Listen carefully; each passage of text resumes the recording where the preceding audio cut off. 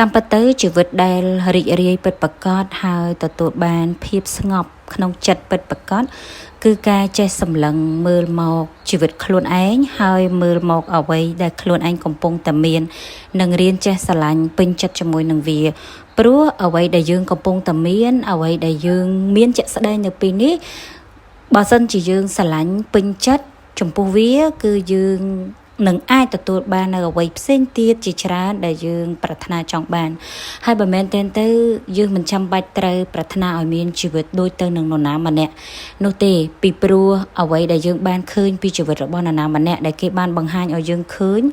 វាគឺជាផ្នែកម្ខាងប៉ុន្តែនៅផ្នែកម្ខាងទៀតយើងអត់ដឹងថាតើជីវិតគេជួបរឿងអីខ្លះជួបបញ្ហាអីខ្លះមានឧបសគ្គធំតូចយ៉ាងម៉េចខ្លះព្រោះមនុស្សភាគច្រើនបង្ហាញឲ្យយើងឃើញនៅសមិទ្ធផល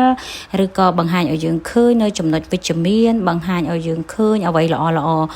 ក៏ប៉ុន្តែមានអ្វីជាច្រើនដែលគេអាចបានបង្ហាញឲ្យយើងឃើញដែលវានៅខាងក្រោយហ្នឹងណាគឺវាពោពេញទៅដោយការឈឺចាប់ពោពេញទៅដោយការឆ្លងកាត់ពោពេញទៅដោយឧបសគ្គជាច្រើនហើយបើសិនជាយើងបានដឹងថាតើអ្នកនឹងឆ្លងកាត់រឿងអីខ្លះវាលំបាកយ៉ាងម៉េចខ្លះយើងប្រហែលជាលែងចង់បានជីវិតដូចអ្នកនឹងក្នុងពេលបច្ចុប្បន្ននឹងហើយព្រោះជួនណាអាបញ្ហាដែលគេបានឆ្លងកាត់នឹងយើងប្រហែលជាមិនអាចឆ្លងកាត់បានទេមិនអាចប្រើជីវិតទៅឆ្លងកាត់អញ្ចឹងបានទេអញ្ចឹងមែនតើទៅ